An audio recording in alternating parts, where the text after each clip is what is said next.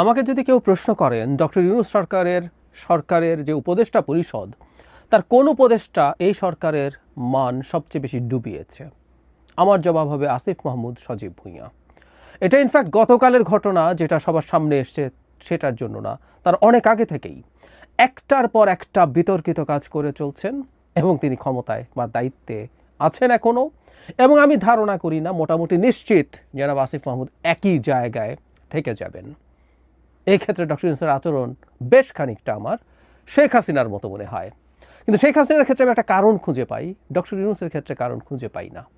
আমি সেই জায়গায় যাব। আমরা নিশ্চয়ই বাংলা ভিশন চ্যানেলের একটা নিউজ দেখেছি, লম্বা একটা রিপোর্ট, যেখানে আসিফ মাহমুদ সজীব ভুঁইয়ার বাবা তার এলাকায় কি করছেন এবং উপদেষ্টা পুত্রকে ভিত্তি করে এক ধরনের মাফিয়াতন্ত্র কায়েম করছেন তিনি, সেখানে রিপোর্টে তাই বলা হয়েছে। চ্যানেলটা বাংলা ভিশন, স্বাভাবিকভাবেই এই চ্যানেলকে বা এই রিপোর্টকে ডিনাউন্স করে দেওয়ার চেষ্টা করা হচ্ছে, যেহেতু এই চ্যানেলটার মালিক জনাব ইশরাক হোসেন, মালিকদের মধ্যে তিনি আছেন, এবং কিছুদিন আগে জনাব ইশরাকের সাথে ঢাকা দক্ষিণের মেয়র হওয়া নিয়ে আসিফ মাহমুদ সজীব ভুঁইয়ার একটা সংঘাত ছিল। তাই প্রশ্ন কেউ করতেই পারেন, তুড়ি মেরে কেউ উড়িয়ে দিতেই পারেন যে সেই ধারণার বশবর্তী হয়েই সেটার জন্যই তিনি আক্রমণাত্মক হয়েছেন জনাব আসিফ মাহমুদের বিরুদ্ধে। ব্যাপারটা কি এতটা সরল? আমি প্রত্যেককে অনুরোধ করব, এর মধ্যে অসংখ্য মানুষ এটা দেখেছেন, আমি তারপরও প্রত্যেককে অনুরোধ করবো রিপোর্ট একটু দেখে রাখার জন্য। এটা নিয়ে বিস্তারিত কথা বলার সুযোগ নেই, কয়েকটা ঘটনার এখানে উল্লেখ আছে, আমি সেটা জাস্ট গ্রসলি আপনাদেরকে একটু জানাই। কিছুদিন আগে মাদক ব্যবসায়ী এই অপবাদ দিয়ে একই পরিবারের মা, কন্যা এবং পুত্রকে পিটিয়ে কুপিয়ে পাথর দিয়ে থেঁতলে হত্যা করা হয়েছিল। বিভৎস একটা মব। এখন বাংলাদেশে তো আবার মব এভাবে না স্পন্টেনিয়াসলি তৈরি হয় না, পরিকল্পনা করে এক ধরনের মব, মানে মবের মতো দেখানো হয়। আসলে এগুলো আসলে মব না সেই বিবেচনায়, যেহেতু এগুলো পরিকল্পিত। এখানে দেখা যায় যে ঘটনার মধ্যে প্রচুর রাজনৈতিক দ্বন্দ্ব ছিল এবং রাজনৈতিক দ্বন্দ্বগুলোর কারণেই আসলে এখানে হত্যাকাণ্ডটা হয়েছে, এই রিপোর্টে যা বলা হচ্ছে। এবং যে হত্যাকারী আছেন, যে মদদে হত্যা হয়েছে, তিনি জনাব আসিফ মাহমুদ সজীব ভুঁইয়ার বাবার আশ্রয়ে আছেন এবং তার খুবই ক্লোজ মানুষ। এবং খুবই ইন্টারেস্টিং, একজন আওয়ামী লীগের সময় একজন আওয়ামী লীগ করা চেয়ারম্যান ওখানে এখনও বহাল তবিয়তে আছেন এবং জনাব আসিফ মাহমুদ সজীব ভুঁইয়ার বাবার সাথে তিনি ঘুরে বেড়ান এবং তাকে নিয়েই আসিফ মাহমুদ সজীব ভুঁইয়ার বাবা এই কাজগুলো করেন।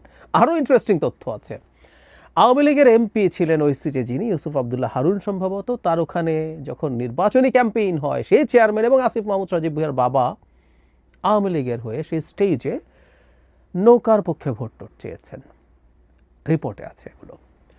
সেই পরিবারের বেঁচে থাকা সদস্যরা পালিয়ে বেড়াচ্ছেন এবং তারা জীবনের হুমকির মুখে আছেন, কারণ তারা এই ঘটনার সাথে আসিফ মাহমুদ সজীব ভুঁইয়ার বাবা আসিফ মাহমুদ সজীব ভুঁইয়া একে দায়ী করছেন।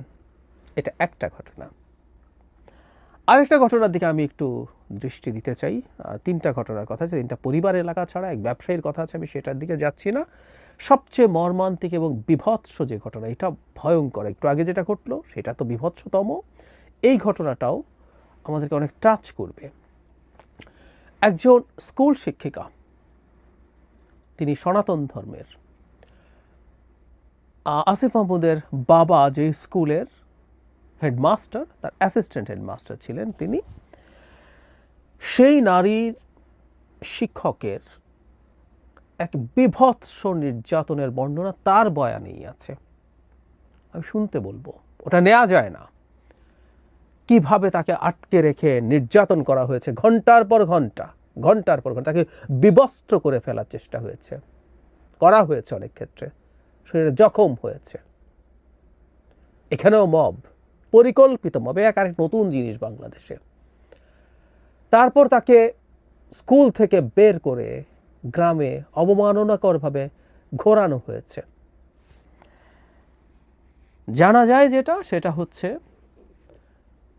আসিফ মাহমুদের বাবা স্কুলের টাকা চুরি করেছিলেন, সেটা তদন্ত হয়, সেটা নিয়ে ব্যবস্থা হয়। সেই সময় এই শিক্ষিকা সেই স্কুলেই ছিলেন, সেই ক্ষোভ তিনি উগরে দিয়েছেন, কারণ তার এখন হ্যাডাম তৈরি হয়েছে না, তার ছেলে উপদেষ্টা হয়েছে, এবং এ ধরনের অক্ষম মানুষের হাতে, যে খুবই নন সিগনিফিক্যান্ট মানুষ, তার হাতে যখন ক্ষমতার হ্যাডাম যায়, তাদের পরিস্থিতি কোন জায়গায় যায় আমরা দেখতে পাচ্ছি। ছেলে বলি আর বাবা বলি, অত্যন্ত প্রান্তিক জায়গায় থাকা মানুষের হাতে ক্ষমতায় যাওয়ার এক বিভৎস পরিস্থিতি তৈরি হয়েছে। কোনো একদিন খোলামেলাভাবে হয়তো কিছু কথা বলবো। বিভিন্ন জায়গায় আরও নানান কিছু, ওর পুকুর দখল করো, মাছের যে পুরো সব চাষ হচ্ছে সেটা সহ দখল করে ফেলো, হেন কিছু নেই তিনি করছেন না। কোত্থেকে হয় এই ক্ষমতা আমরা খুব ভালো মতো জানি, না জানার কোনো কারণ নেই। তাকে যখন জিজ্ঞেস করা হয়েছিল, তিনি একবারই কথা বলেছেন ফোনে, তিনি দেখা করেননি। তিনি জানান যে তার ছেলে নির্বাচন করবে এই ভেবে শত্রুপক্ষ বা অন্য পক্ষ এসব করছে। খানিকটা অফ টপিক হলেও বলে রাখি, আমি এর আগে এটা নিয়ে ভিডিও করেছি। একটা অধ্যাদেশ জারি হতে যাচ্ছিল এই অন্তর্বর্তী সরকার নিয়ে, যেটা উপদেষ্টা পরিষদে পাশ হয়েছে, এবং আসিফ মাহমুদ উপদেষ্টা পরিষদের সদস্য হিসাবে সেখানে ছিলেন এবং তারা অ্যাগ্রি করেছেন। আমি দেখিয়েছিলাম ওটা, আমি এটা দেখাতে যাচ্ছি না, আপনারা যে কেউ খোঁজ নিলে জানবেন। অ্যাগ্রি করেছিলেন যারা এই সরকারে থাকবেন তারা কেউ নির্বাচন করবে না। আসিফ মাহমুদ নির্বাচন কীভাবে করছেন, কেন কীভাবে প্রস্তুতি নেন তিনি? শুধু সেটা না, এলজিআরডি মন্ত্রী হিসাবে তার অনেক এই স্থানীয় উন্নয়নের বরাদ্দের ক্ষমতা আছে, তিনি সেগুলো ব্যবহার করছেন ভালো মতো। প্রত্যেকটা কনফ্লিক্ট অফ ইন্টারেস্ট কিন্তু উনি করে যাচ্ছেন। আমি প্রিভিয়াস কিছু জিনিস একটু যোগ করতে চাই। তার বাবার সূত্রে, তার বাবা একবার ঠিকাদারি লাইসেন্স করেছিলেন হঠাৎ করে। পরে এটা যখন প্রাথমিকভাবে এটা নিয়ে এক ধরনের অস্বীকারের প্রবণতা ছিল, কিন্তু পরে যখন দেখা গেল এটা সত্য, এটা জেনুইন ডকুমেন্ট বেরিয়ে গেছে, তখন তিনি স্বীকার করেছিলেন এবং তার বাবাকে ভুল বোঝানো হয়েছিল এবং তিনি সরল বিশ্বাসে এসব করেছেন। এখানে একটু বলে রাখা ভালো যে স্কুল টিচারের ক্ষেত্রে বিভৎসতা ঘটানো হলো, সেখানে আসিফ মাহমুদের বাবাকে ভিডিওতে দেখা যায়, যে কেউ দেখতে পারেন, আবার বলছি ভিডিওটা, রিপোর্টটা পুরো দেখে নেবেন। যাই হোক, তার বাবা নাকি সরল বিশ্বাসে ওই ঠিকাদারি লাইসেন্স করেছিলেন। আমরাও সরল বিশ্বাসে যেন মেনে নেই তিনি এটা এক্সপেক্ট করছেন। সরি, আমরা মন্ত্রী না, কিন্তু আমাদের মাথায় খানিকটা বুদ্ধিশুদ্ধি আছে। কেন এইসব ঠিকাদারি লাইসেন্স করা হয় সেটা আমরা জানি। আরও কয়েকটা জিনিস একটু যোগ করতে চাই। তার এপিএসকে দায়িত্ব থেকে সরানো হয়েছে, শুধু সেটা না, তাকে দুদক ডেকেছে, তার বিরুদ্ধে তদন্ত হচ্ছে, তার বিদেশ যাত্রা স্থগিতাদেশ আছে, মানে দুদক যথেষ্টই প্রমাণ বা তথ্য তাকে নিয়ে পেয়েছে। এখন আমার প্রশ্ন হলো, এপিএস খারাপ, উপদেশটা ভালো, উনি সৎ, কিন্তু আমরা এটুকু কাণ্ডজ্ঞান আমাদের আছে যেটা দিয়ে আমরা বুঝতে পারি এপিএস এর এই টাকার উৎস, এই হ্যাডাম তৈরি হয় আসলে একজন উপদেষ্টার কারণে। খুব সহজ অঙ্ক, রকেট সায়েন্স না। সেই উপদেষ্টাকে কেন জিজ্ঞাসাবাদ করা হচ্ছে না? বলছি না তিনি সরাসরি দায়ী, কেন জিজ্ঞাসাবাদ করা হচ্ছে না, হয়নি। দুদক কেন তাকে ডাকেনি, সরকার কেন তাকে এই ব্যাপারে ইভেন দায়িত্ব থেকে সরিয়ে দেওয়ার মতো বিষয়ও হতে পারতো, এটা উচিত ছিল। শুধু সেটা না, তিনি একটা গর্হিত অন্যায় করেছেন তারও কিছুদিন আগে। আমাদের মনে থাকার কথা, যেন হাসনাত আবদুল্লাহ যখন সেনা প্রধানকে নিয়ে একটা স্টেটাস দিয়েছিলেন যে তাকে রিফাইন্ড আওয়ামী লীগ তৈরি করার ব্যাপারে কনভিন্স করতে চেয়েছেন, ঠিক সেই সময়ের পরপর জনাব আসিফ মাহমুদ একটা ইন্টারভিউ দিয়েছেন, যেখানে তিনি প্রধান উপদেষ্টার সাথে সেনা প্রধানের এক ধরনের কনফ্লিক্ট তৈরির চেষ্টা জাতির সামনে করেছেন।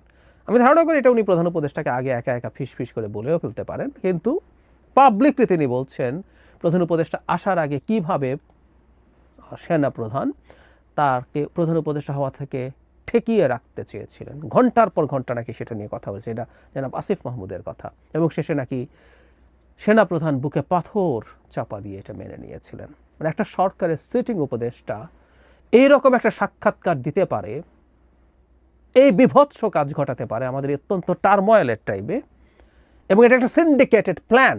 এবং এই আসিফ মাহমুদের এই সাক্ষাৎকার দেখিয়ে একজন খুব গুরুত্বপূর্ণ সোশ্যাল মিডিয়া ইনফ্লুয়েন্সার দাবি করেছিলেন যে এটা তার পরিকল্পিত, কারণ দুদিন আগে তিনি ওয়াকার কিছু একটা নেগেটিভ একটা কিছু পাবে, বোমা ফাটাবে, এটা উনি আগেই বলে রেখেছিলেন। পরে এই ভিডিওটা দেখিয়ে তিনি বলেছেন ওয়াকার সেটা পেয়েছে। তো তার মানে একজনের সাথে যোগসাজশে তিনি এই কাজগুলো করছেন সরকারে বসে বসে, এবং তাকে রেখে দেওয়া হলো। শুধু সেটাই না, নানা সময়ে তিনি এমন সব বক্তব্য দিয়েছেন যেগুলো সরকারকে বিব্রত করেছে। তার বক্তব্য এনসিপির সাথে অ্যালাইন্ড হয়েছে। এনারা এনসিপি আসলে আমরা জানি, এদের সাথে কী যোগাযোগ আছে, কেমন যোগাযোগ আছে তাও আমরা জানি, কিন্তু এগুলো প্রত্যেকটা করে অন্তত সরকারের দিক থেকে সরকারকে আরও বেশি সমালোচিত করার সুযোগ তারা সামনে নিয়ে এসেছেন। এই সব কিছুর পরও, যেমন বিশেষ করে বাংলা ভিশনের এই ঘটনার পর জনাব আসিফ মাহমুদকে, কারণ যারা ভুক্তভোগী আছেন প্রত্যেকে, এই যে টিচার আছেন তার সরাসরি ছাত্র, যে সনাতন ধর্মের যে নারী টিচারের কথা বলছি তার সরাসরি ছাত্র তিনি জনাব আসিফ মাহমুদ, এরকম প্রত্যেকের, মানে এটা না বোঝার কোনো কারণ নাই, একটা স্কুলের নন সিগনিফিক্যান্ট একজন হেডমাস্টার, নন সিগনিফিক্যান্ট একটা স্কুলের কীভাবে এতটা প্রতাপশালী হয়ে ওঠে, পাওয়ারফুল হয়ে ওঠে। সরকারের উচিত হতো জনাব আসিফ মাহমুদকে পদ থেকে অপসারণ করা, ডক্টর ইউনূস এই এত সব একটা ঘটনা না, এই এতগুলো যোগ করে সুষ্ঠু তদন্ত করা, সেটা নিয়ে পদক্ষেপ নেওয়া। কিন্তু আমি নিশ্চিত ডক্টর ইউনূস এটা করবেন না, তার এই প্রবণতা নেই। আমি আসলে জানি না কারণটা কি। শেখ হাসিনার সাথে মিলের কথা বলছিলাম, শেখ হাসিনা এটা করতেন না, কারণ স্বৈরাচারদের এক ধরনের টেন্ডেন্সিটাকে তো পোট্রে যে আমি অমনিপটেন্ট, আমি সব শক্তি আছে আমার, আমি কোনো ভুল করি না। শেখ হাসিনা নিজকে একটা গড লাইক ক্রিয়েচার মনে করতেন, তেমনি তিনি ভুলের ঊর্ধ্বে, তিনি ফেরেশতা। ফলে তিনি কোনো রকম ডিজাস্টার ঘটানো মন্ত্রীকেও সরাতেন টরাতেন না। তো ডক্টর ইউনূস কেন সেটা করেন না? অথচ ইন্টারভিউতে খুবই বিনয়ের সাথে তিনি বলেন যে আমরা তো ভুল করছি, আমরা তো শিখছি, এটা আমাদের কাজ না। যদি এগুলো হয়েই থাকে, ভুল শোধরানোর তো চেষ্টা করা দরকার।